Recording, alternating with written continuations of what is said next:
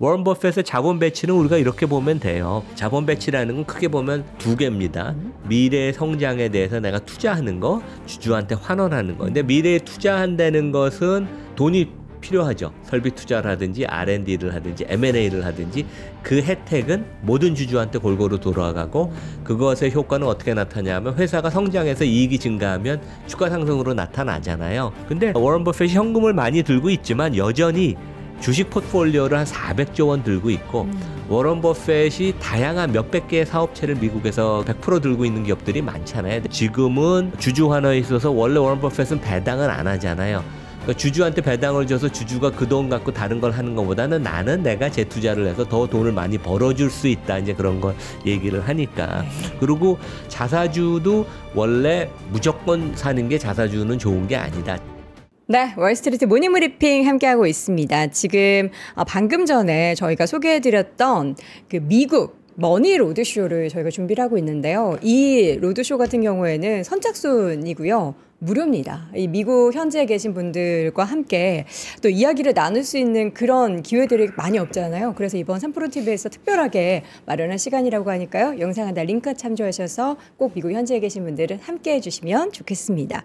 지금 이제 배우망님이 브로드컴에 대한 실적 내용을 쭉 말씀을 해주셨는데 지금 뭐 사실 반도체 또 AI 반도체 관련한 얘기들이 참 많습니다. 관련한 얘기도 궁금하고 하니까 이분 빨리 모셔보도록 하죠. 글로벌 인터뷰 연세대학교 국제학대학원 이남우 교수 함께합니다. 교수님 어서 오세요. 네, 굿모닝입니다. 요즘에 엔비디아 막 주가가 하루 만에 막 6%, 8%씩 빠지고 그렇죠. 어제는 뭐 마벨 테크놀로지라는 기업이 7%, 8% 빠지니까 이거 AI 붐 끝나는 거야? 반도체 이제 끝나는 거야? 이런 뭔가 시장에 암울한 분위기가 있는데 근데 끝나는 거는 아니죠? 끝나는 건 아니죠. 네. 그러니까 지금 시장은 그러니까 불확실성이라는 단어로 요약이 될 것 같아요. 그래서 이제 트럼프도 자기가 무슨 정책을 언제까지 유예했는지 헷갈릴 것 같아요. 하도 발표했다가 유예하고 또 취소하고. 네. 그래서 오늘도 보면 멕시코와 멕시코는 좀 유예하겠다. 왜냐하면 멕시코 여자 대통령과 통화를 했는데 트럼프가 그런 표현 좋아해요. He's a good man. She's a wonderful lady. 그러니까 이런 것 같아요. 그러니까 제 친구 중에 자동차 부품 사업을 크게 하는 친구가 있는데 네. 며칠 전에 어떻게 너희 회사는 미국 관세가 부과가 되면 어떠한 타격이 있냐. 그랬더니 아직 모른다고 그래요. 아직까지는. 왜냐하면 자동차를 포괄적으로 할 때 부품이 포함이 되는지 한국은 어떻게 적용이 되는지 모르는 거예요. 이게 어떻게 보면 기업 CEO 경영자들의 어떤 전형적인 지금 입장을 나타내는 것 같아요. 그냥 모르니까 너무 불확실성이 심한 거예요. 그래서 사업도 공격적으로 하려는 걸 좀 접거나 투자하려는 것도 좀 미루고 그래서 불확실성이 시장을 지배하고 있고 그것은 이제 트럼프가 너무 준비를 많이 하고 취임을 한 것 같아요. 이게 공부를 너무 많이 하면 나중에 답안지에 뭘 적어야 될지 모르듯이 그러니까 너무 준비를 많이 하고 와서 다 쏟아내고 있죠. 다 쏟아내고 있어서 오히려 트럼프 일기에는 서서히 그러니까 세금을 인하하고 그 다음에 관세를 부과하고 네. 순차적으로 했는데 지금은 그냥 너무 처음에 모든 걸 다 하려 그러니까 혼돈이 좀 있는 것 같고 브로드컴 실적 저는 못 봤는데 네. 실적 저는 내용도 좋았고요. TSM 실적이 당연히 좋았을 것 같습니다. 왜냐하면 엔비디아도 좋고 지금 AI 관련 쪽이 계속 좋으니까. 근데 TSMC가 $1,000억 미국에 투자하는 걸 발표했죠. 수요일 날. 전 되게 인상 깊게 봤는데 트럼프가 직접 TSMC CEO인 C.C. 웨이 네. 전문 경영인인데 진짜 회사를 지금 자기가 의사결정을 하는 한국의 대기업하고는 틀리죠. 근데 그분이 그런 질문을 그러니까 그때 기자회견 때는 질문 받는 건 아닌데 그 이후로 네. 너무 $1,000억라는 게 이미 650억 달러 투자하고 있는데 $1,000억 또 투자하는 게 과도한 거 아니냐?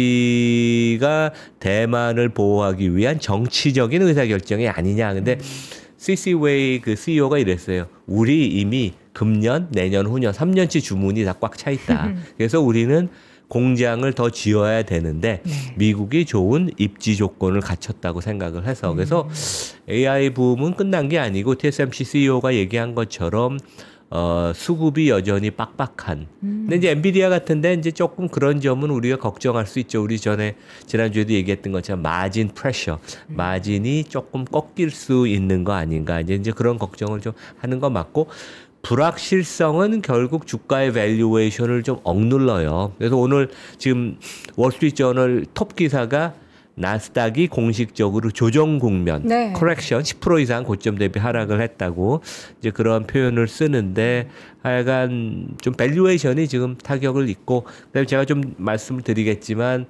경제 지표가 좀 안 좋게 나오면서 기업 이익도 조금 타격을 입는 거 아닌가. 1분기 경제 성장에 대한 걱정도 좀 있고. 그래서 이제 그런 것들이 다 맞물린 것 같습니다. 네.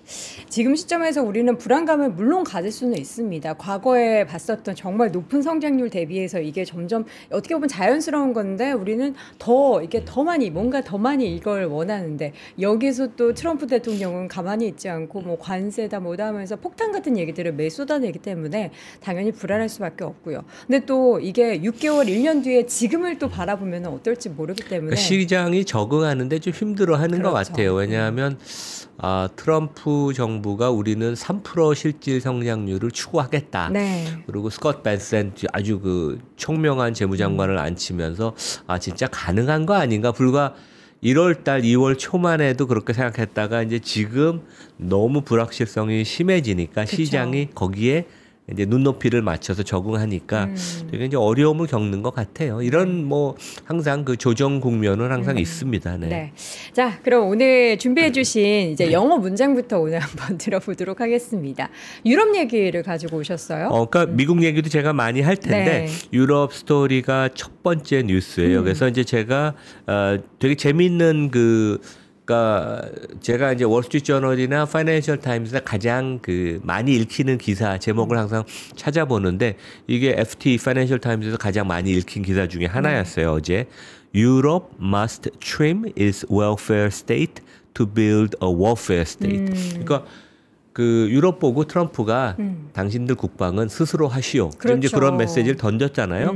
그러면 유럽이 스스로 자주 국방을 하려면 복지 국가의 목표를 이제 버려야 된다. 어차피 예산이라는 거는 한정돼 있고, 그렇죠. 그러면 이제 쓸데없는 건 아니죠. 그러니까 꼭 필요하지만 과도한 정부 지출을 복지, 사회보장에 줄여서 그 돈을 미래 성장, 인프라, 국방에 투자를 해야 된다. 이게 그 파이낸셜 타임스 사설 기사였는데 이게 어떻게 보면 유럽의 그 축이 지금 바뀌는 거예요. 되게 중요한 것 같아요. 축이 바뀐다. 그러니까 그동안은 민주당이 중심이 돼서 모든 사람을 해피하고 나눠주고 분배 중심을 했는데 지금 이제 보수 정당들이 최근에 많이 집권 유럽을 하잖아요. 그래서 어떻게 보면 트럼프가 자극을 줘서 떠밀려서 이런 것도 있지만 유럽의 축이 성장으로 가는 거 아니냐. 그래서 실제 이번 주에 이제 이런 이벤트들이 독일에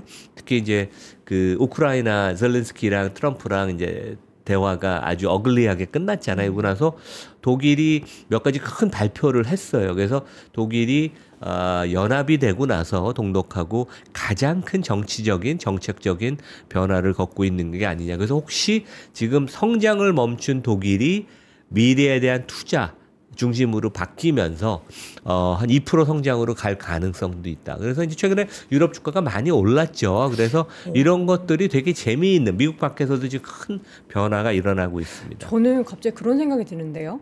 미국이 지금 자국을 위해서 막 우리는 이제 너네 군사 니네가 알아서 해 하고 뭐 중국한테는 막 관세 때리고 반도체 수출 안 해줄 거야 이렇게 하니까 중국은 자생력이 더 커지고 있고 지금 유럽한테도 그러다 보니까 유럽도 이거 우리가 지금 미국을 믿어서 안 되겠구나 우리도 스스로 뭔가를 하자 하면서 오히려 미국을 더 좀 압박하는 그런 형상이 지금 만들어지고 있다는 생각이 들어요. 결국은 미국한테 좋을 거예요. 왜냐하면 유럽이 좋아지고 중국이 좋아지면 거기서 이제 수요가 전 세계적인 성장이 또 선순환이 될 테니까. 근데 재밌는 건 지금 지적한 것처럼 중국은 IT가 자립하는 거가 좀 더 굳건해지고 더 가속화가 되고 제가 이따가 BYD 얘기도 할 텐데 유럽은 또 성장이 멈춘 잃어버린 유럽 같은 그러한 그 정치적인 그 좀 뭐 폐쇄적인 그런 국면에 있어서 지금 이제 성장이 다시 활성화가 될 수 있는 그런 기대감이 좀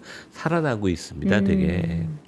과연 이러한 행보가 결국에는 이제 뭐 당장에는 우리를 너무 힘들게 하지만 향후에는 전 세계적으로 서로 발전하는 그런 상황이 연출이 되게 될지가 가장 궁금합니다. 자, 그럼 오늘 준비해 주신 내용 하나씩 한번 열어보도록 그래서 하겠습니다. 유럽 얘기를 좀 하고요. 네. 그다음에 이제 미국의 그 거시 지표들이 최근에 좀 안 좋습니다. 그러니까 물가에 대한 예상도 좀 걱정이 심화가 되고 네. 1분기 GDP 추계가 이거 되게 안 좋게 안 나오는 거 아닌가 이제 그런 영향도 있고 그다음에 실제 애널리스트들은 1분기 그 EPS 기업 추정을 지금 하향 조정 많이 하고 있어요.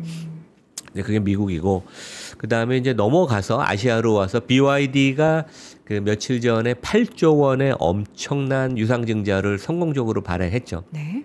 이미 투자가들이 적극적으로 주식을 더 배분해달라고 그래서 그 물량도 더 늘렸고 그래서 결국 BYD의 이런 공격적인 행보를 우리가 어떻게 봐야 되냐. 그게 결국 이제 테슬라랑도 맞물려 있잖아요. 이제는 테슬라의 대항마가 중국 전기차업자라는 건 이제 컨센서스가 완전히 형성이 됐잖아요. 맞아요. 근데 BYD가 최근에는 우리 모든 차에 자율주행 기능을 무료로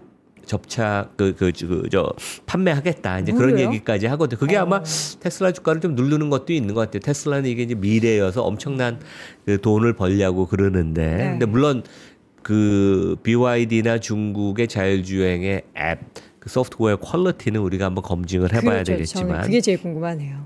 그리고 이제 마지막으로 우리 여덟 앵커 주주인 그 버크셔 해더웨이. 그렇죠. 아직 들고 있죠? 네.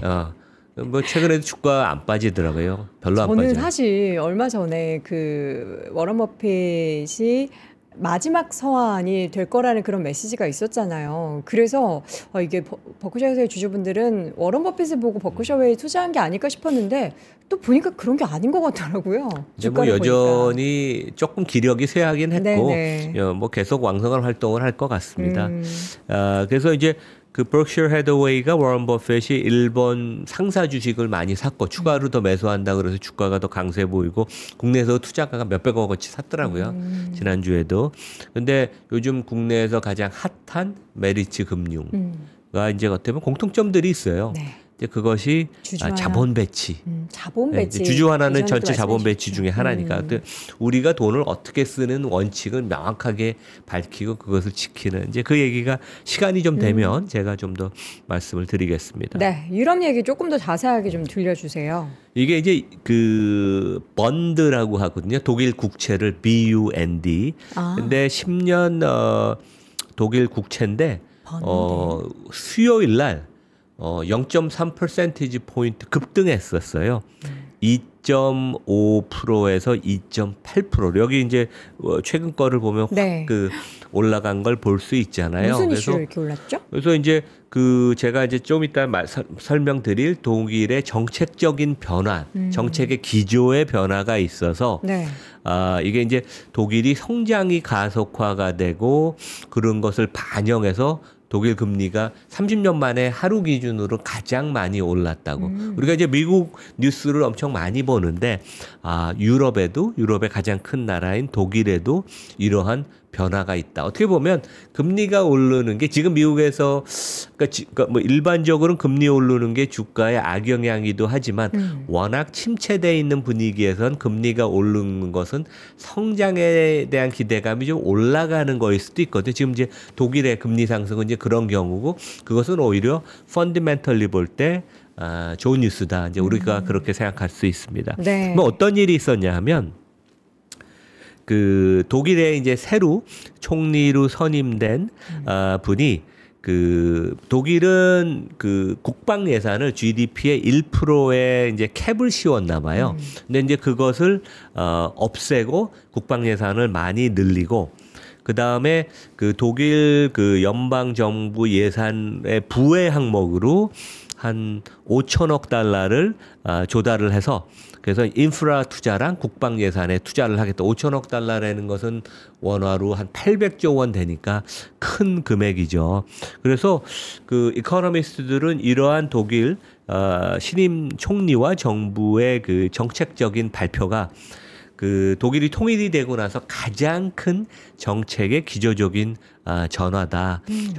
그리고 이걸 어떻게 보면 독일이 뭐 북구 국가들과 비슷하게 너무 사회보장제도가 좋아서 그렇죠. 정부의 예산이 그쪽에 과잉 지출되다 보니까 꼭 필요한 R&D나 이러한 성장을 이끄는 데 투자가 부족했는데 정책적인 큰 변화고 이것은 긍정적인 시그널이라 이제 이런 뉴스가 지금 나오고 있습니다. 발전을 앞으로 그러면 얼마나 어느 분야에서 할지가 저는 너무나 기대가 되기도 하는데 이런 유럽 국가의 발전은 국내에도 좋은 건가요? 세계적으로 성장 모드로 그러니까 분배보다는 성장 모드로 바뀌는 거니까 네. 제 생각에 길게 보면 이게 이제 생산성의 향상으로 연결이 되고 장기적인 성장에 그러니까 우리나라 이제 지금 문제가 잠재 성장률이 지금 계속 떨어지고 맞아요. 2%에서 1% 떠지고 결국 0% 간다 그러잖아요. 근데 우리도 이러한 큰 변화가 이제 필요한데 네. 미국은 이미 그러한 그 다이내믹한 국가가 됐고 유럽도 이런 변화가 특히 이제 보수당들이 집권을 하면서 된다면 좋게 볼 수도 있다. 그래서 실제 이제 골드만삭스 이코노미스트들은 모델을 빨리 돌려봤어요. 그래서 이러한 정책적인 변화가 승인을 받고 빨리 실행이 된다면 내년 독일의 경제 성장률이 2%까지 올라갈 수 있다. 실질. 근데 독일이 지난 2년 동안 성장을 전혀 못했었어요. 그래서 하여간 가시적인 그러한 성장의 모멘텀은 금년 하반기부터도 나타날 수 있고 그게 앞으로 한 2, 3년 동안 성장을 되게 자극하는 그러한 요소가 될 것이다. 액셀러레이션, 가속화라는 표현을 썼거든요. 그래서 최근에 보면 뭐 지금 하루 이틀은 주가가 조정을 받고 있지만 유럽 주가가 되게 좋았잖아요. 올해 한 10%, 미국은 오히려 조금 오르다가 정체 국면으로 들어갔는데 유럽 주가는 좋은 게 이러한 약간 그런 기조적인 변화. 그러니까 주가라는 게 그렇잖아요. 주가가 막 오르고 빠질 때 우리가 잘 모르는데 지난 거 보면 어떤 이벤트가 발표되고 그런 이유 때문에 이랬구나 되게. 수행적으로. 근데 이제 이번 유럽이 조금 이런 변화가 있다면 그 상당히 긍정적인 뉴스다. 이제 그런 말씀을 드리겠습니다. 네. 미국 경제에 있는 위협에 대한 이야기도 한번 해보도록 하겠습니다. 지금 유럽, 중국 뭐 이런 나라보다는 미국에 대한 경제의 우려를 훨씬 더 많이 하고 있어요. 사실 트럼프 당선된 이후로는 처음에는 뭔가 이제 기대감, 뭐 미국을 우선시하겠다라고 하니까 기대감을 가졌는데 여러 가지 정책들 발표되는 거 보고는 오히려 경기에 대해서 우려하고 있어요. 그렇죠. 이제 실제 주가를 끌어내린 요소가 그러니까 심지어 뭐 리세션의 R을 얘기를 하는데 네. 그동안은 전 세계 성장의 드라이버가 미국 경제였는데 이제 그런 모멘텀이 좀 약해지는 게 아닌가. 그래서 이제 실제 여기 이제 보시면 그 컨센서스 이코노믹스라고 이제 이코노미스트들의 월가 이코노미스트들의 전망치를 이제 추계해서 발표하는 데인데 여기 그림을 보면 빨간 선이 작년 가을에 인플레이션에 대한 예상치였는데 여기 파란 선 하늘색 선은 현재 2월 10일 기준으로 인플레이션 예상치예요. 그래서 올랐네요. 이 관세가 현재 지금 논의되는 것처럼 부과가 되면 실제 인플레이션의 임팩트가 최소한 0.5% 포인트 정도 된다 그러거든요. 실제 여기도 보면 우리가 원래 작년 가을에 예상했던 빨간 실선보다 하늘색 실선이 한 0.5% 정도 높아요. 그러니까 이제 인플레이션에 대한 부담이 직접 소비자한테 전가가 돼서 아까도 이제 기업인들의 심리가 불확실성에 위축된다고 그러지만 소비자들도 이런 얘기를 하고 실제 타겟이 실적 발표를 며칠 전에 하면서 CEO, CFO가 지난 분기 실적은 좋았습니다. 괜찮았어요. 근데 이제 가이던스를 줄 때 우리가 일부 수입품의 그 가격 인상은 관세 때문에 우리가 흡수를 충격을 흡수를 하지만 결국은 소비자한테 많이 전가할 수밖에 없는데 그래서 동일 점포 매출 증가율이나 우리 분기 가이던스가 좀 보수적으로 걱정을 많이 하고 있다. 이제 그런 얘기를 했어요. 그래서 매크로 지표도 나오고 이제 기업 CEO들이 불확실성 때문에 정확한 얘기는 못하지만 그쵸. 이제 그런 부정적인 커멘트를 하면서 주가를 좀 끌어내리고 있습니다. 자동차 쪽에 있어서 예, 좀 부진이 가장 좀 두드러지게 나타나고 있는 거죠. 제일 빨리. 그러니까 자동차는 그런 것 같아요. 그러니까 코로나 때 부족하다 그래서 사람들이 자동차 가격이 엄청 올랐는데 또 미리 땡겨서 왜냐하면 소득이 좋고 정부 보조금도 받고 그래서 자동차를 뭐 2025년에 살 거를 2024년, 2023년에 땡겨서 산 것도 있거든요. 보조금도 많았고 그래서 전체 내구재 중에서는 자동차가 가장 큰 아이템인데 뭐냐면 미국에서는 평균 단가가 한 4, 5만 불, 전 세계적으로 한 3만 불 정도 되는데 자동차가 지금 재고가 쌓이고 자동차 구매를 미국 소비자들이 주저하고 있어요. 그래서 내구재 소비가 위축이 되면서 실제 12월, 1월에 조금 소비가 주춤하는 그런 모습을 보이고 네. 오른쪽에는 아마 다른 분들도 얘기하셨을 것 같은데 GDP? 아틀란타 페드의 GDP 추계치예요. 그러니까 이거는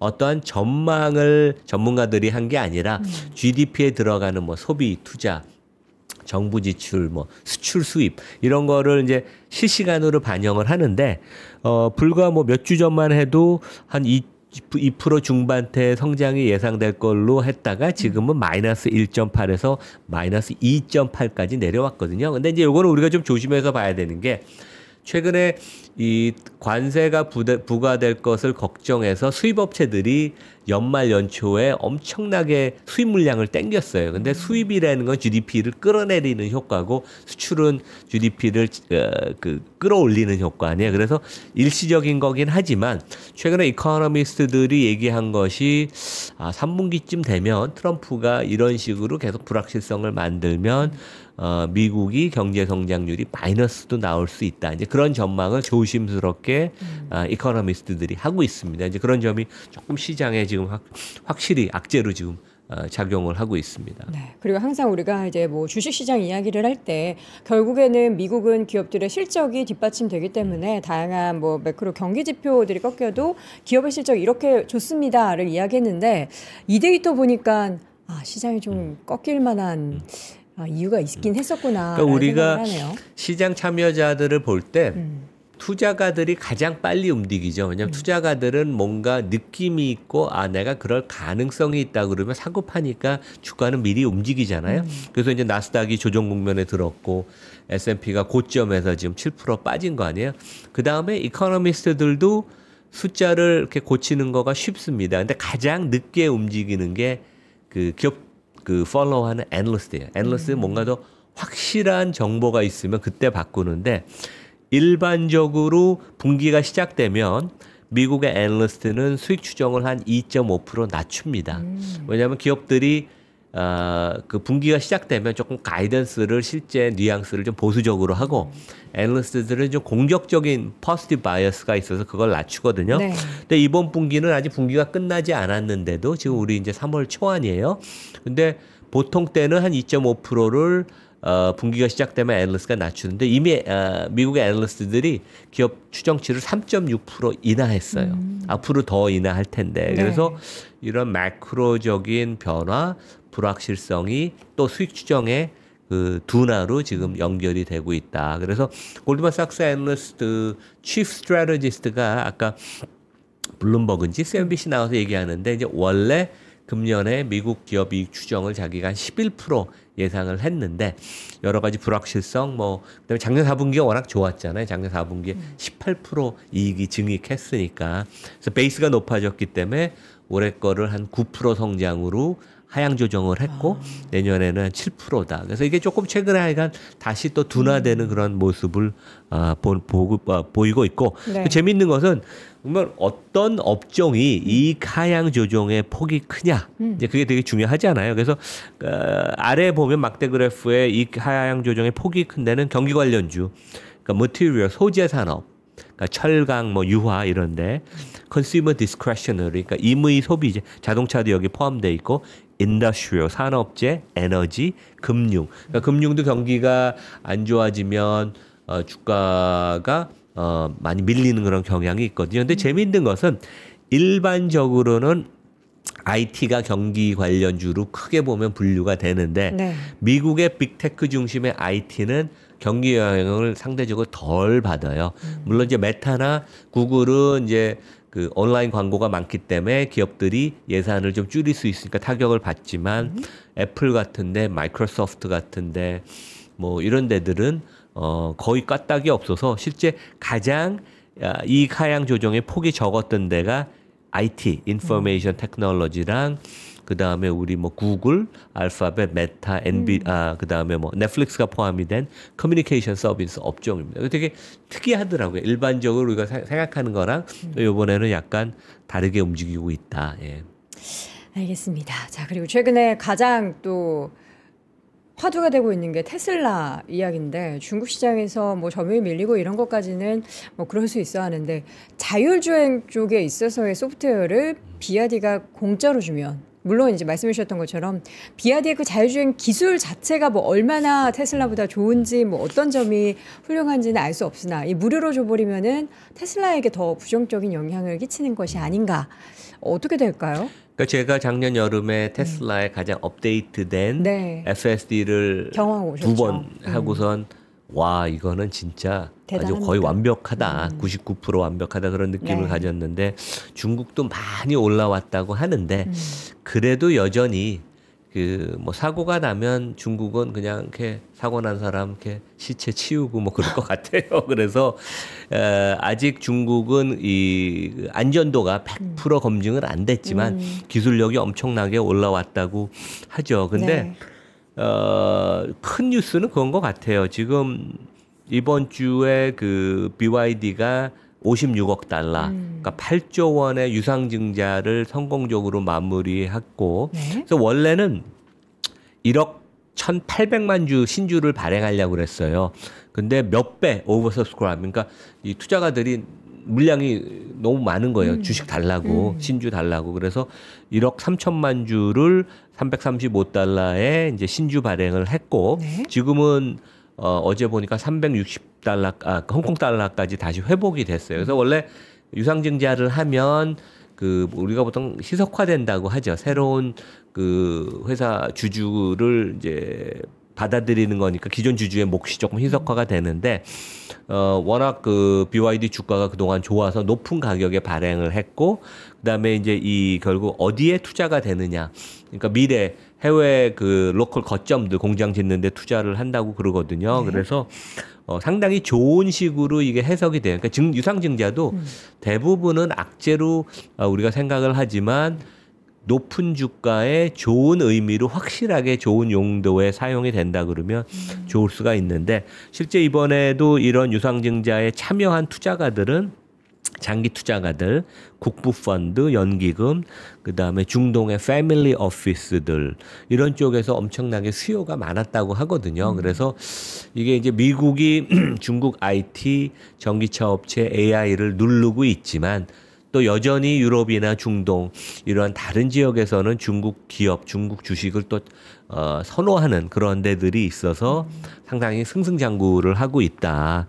그래서 이제 이게 어떻게 보면 전 세계 자동차 업종에도 큰 뉴스였어요. 그래서 이게 이제 8조 원의 유상증자라는 것은 지난 10년 동안 어느 전 세계 자동차 업체에도 이렇게 큰 규모의 자본 조달을 한 적이 없고, 그다음에 홍콩에서는 지난 4년 동안 가장 큰 들이었다고 합니다. 그러니까 큰 뉴스였고요. BYD 어제 제가 이제 주가를 한번 뽑아봤더니 시가총액이 무려 206조 원.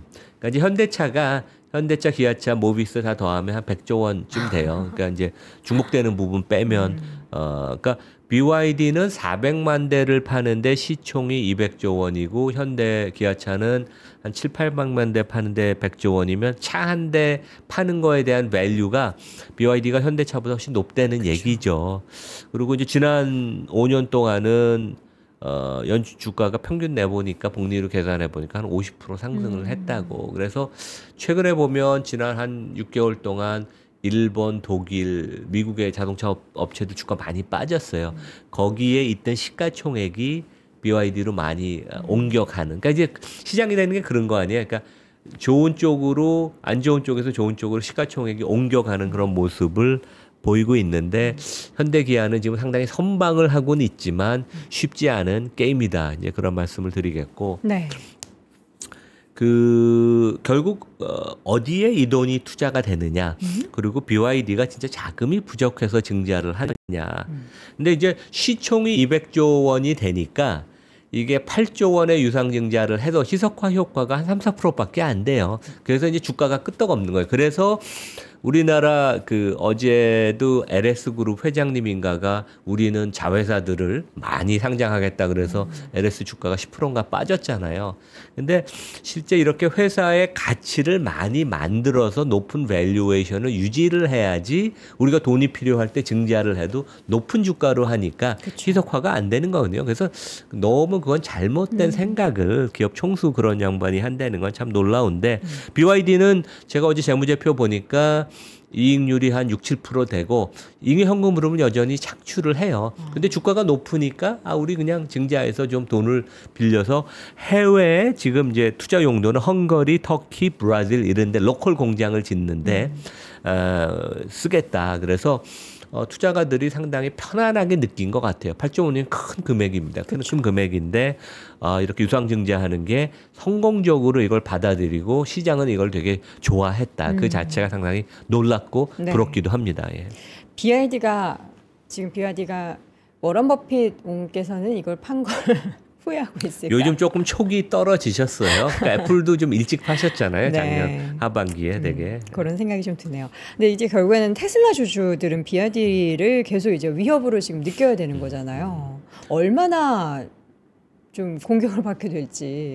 큰 위협은 맞고 그다음에 뭐 테슬라가 시시각각 중국의 새로운 기술이 전개되는 거를 엄청나게 모니터하고 있다는 얘기는 들었습니다. 네. 그만큼 이미 2~3년 전부터. 근데 재밌는 것은 BYD의 여성 부사장이 런던에서 자동차 쇼를 이제 신차를 오픈하면서 중국이 자동차 기술이 전에는 부족해서 유럽이나 일본, 미국, 그다음에 심지어 뭐 한국 업체들이 올 때 다 합작을 하라 그랬어요. 그래서 기술을 우리한테 전수해 달라 이제 그랬는데 어떻게 보면 약간 교만해 보이는 것도 있지만 이 런던에서 BYD의 여성 부사장이 우리가 이제는 IT 전기차와 자율주행 기술을 어느 업체한테도 우리 가르쳐줄 준비가 되어 있다.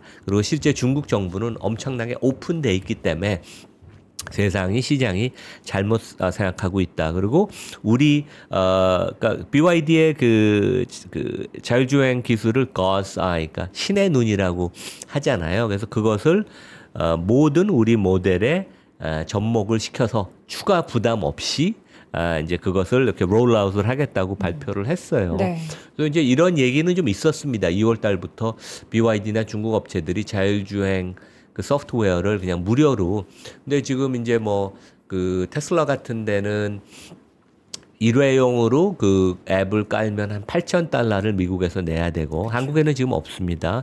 월 구독 경제 모델로 내가 정액으로 내면 한 달에 $99인데 물론 다른 방법으로 조금 할인받고 그러는 방법도 있더라고요. 네. 근데 이렇게 무료로 진짜. 근데 우리가 이 BYD의 자율주행 기술을 100% 믿을 수 있냐, 안전도를 신뢰할 수 있느냐는 좀 다른 문제지만 이런 식으로 공격적인 행보를 보이면 테슬라나 이런 자율주행에 투자를 많이 한 구글의 웨이모 이런 데 약간 이제 흙탕물이 튕기는 거죠. 물론 이제 시장은 미국 시장하고 중국 시장은 따로 간다고 생각을 합니다.